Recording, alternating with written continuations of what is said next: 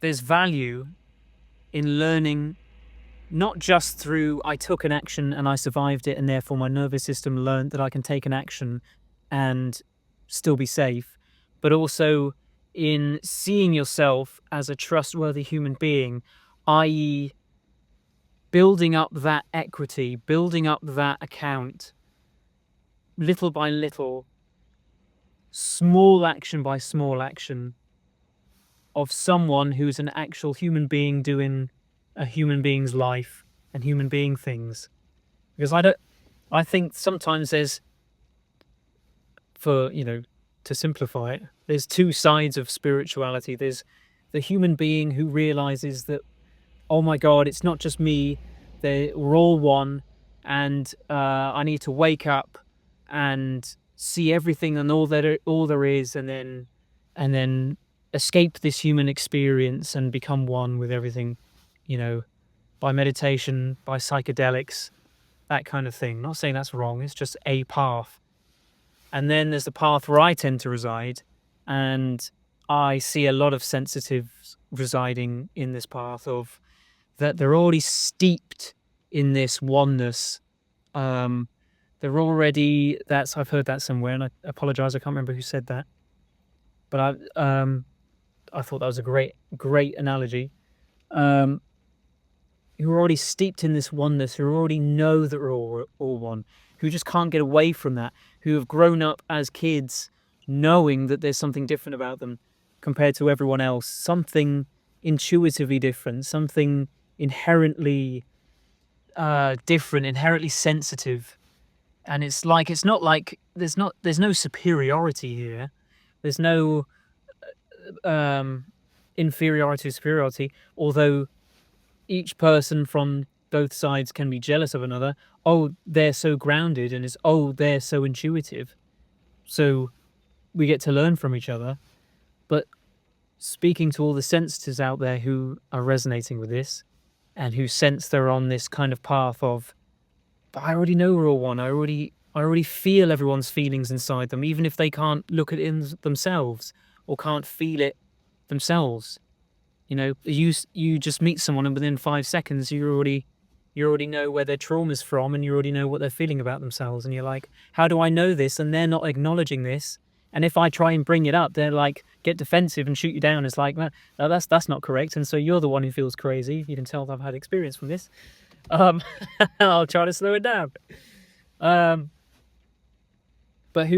those who come from this path of being steeped in oneness, sometimes the path of often the louder path of I'm a human being and I've woken up and we're all one and I need to tell everyone about it. I'm not saying that's wrong.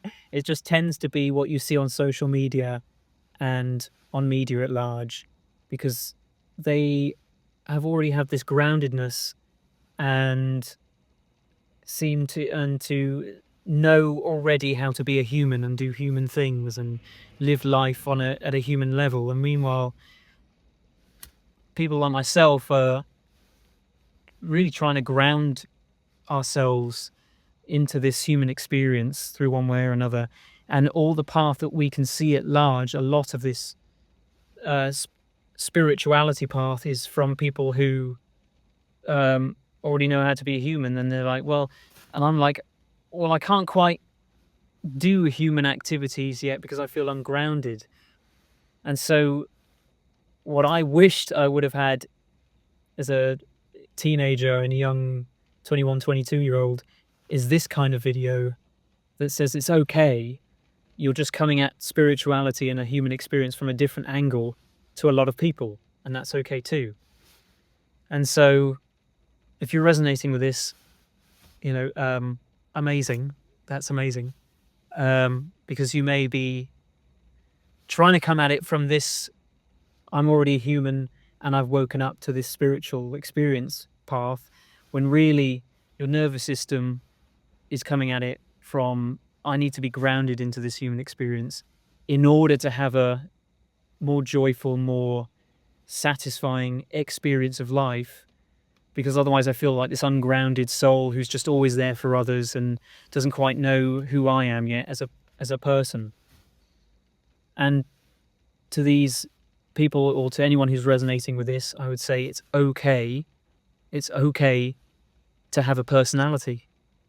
It's okay to have an ego, to have opinions, to not know what to do, to show up messy, to be a human being.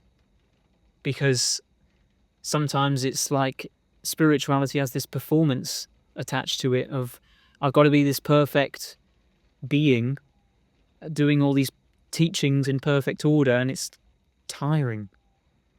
It's tiring. So we need to feel that we're allowed to be imperfect. We're allowed to be egos at the end of the day, because why else are we here?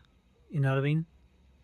If we weren't meant to have a human experience, we wouldn't be having this experience. We wouldn't. Why would we come down here, to Earth and have all this, life happen and go, well, I should be up there. I should be, let me just, get back onto psychedelics or whatever and try and wake up. And it's like, well, no, let's just ground ourselves. Again, there's no good or bad in this. I'm not saying psychedelics is bad or grounding is bad.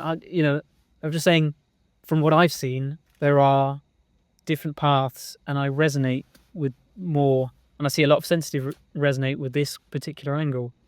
And so it's okay to have an ego. It's okay to be unsure and spiritually messy and human messy, So if there's an action that you want to take and you can't quite take it, and you think that it's because you're a scared person and are just stuck in this pattern, I don't think you need to be doing that anymore.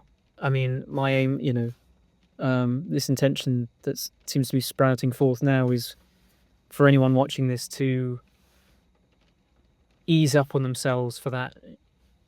Right now, don't have to take the action, maybe as an offering, try seeing yourself more as a human being, because you've already got the spiritual part down. You know what I mean? Like, we've already, as sensitives, we're already intuitive. We already know what's up, and so grounding ourselves, anything that we can ground ourselves, and the more we're grounded, the more we seem to want to naturally have hobbies.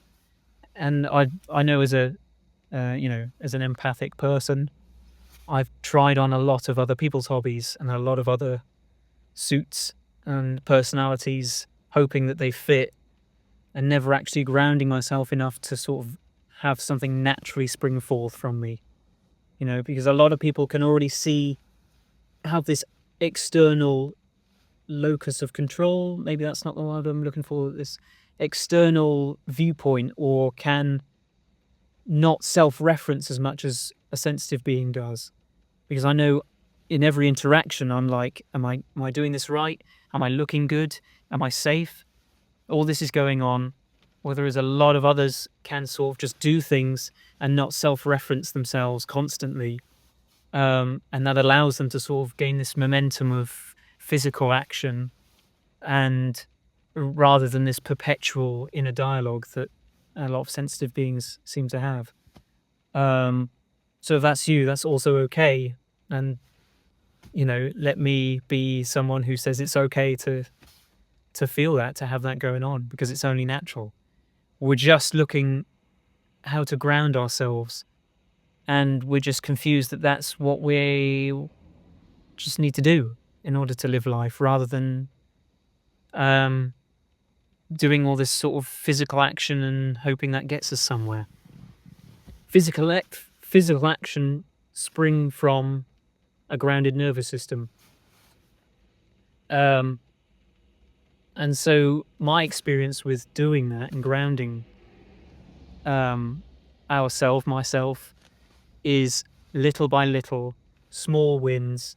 Even if it was, I brushed my teeth today, I made my bed, and it's more noticing what you're doing and not what you're not doing. It's seeing yourself as a human doing these actions that kind of grounds you it's just the more you see it, it's not like you don't have to feel grateful or, you know, look at me and I congratulate myself for it. I mean, that feeling can come from it, but it's more about just, I made my bed, I made a tea, I made dinner, you know, it's that kind of stuff.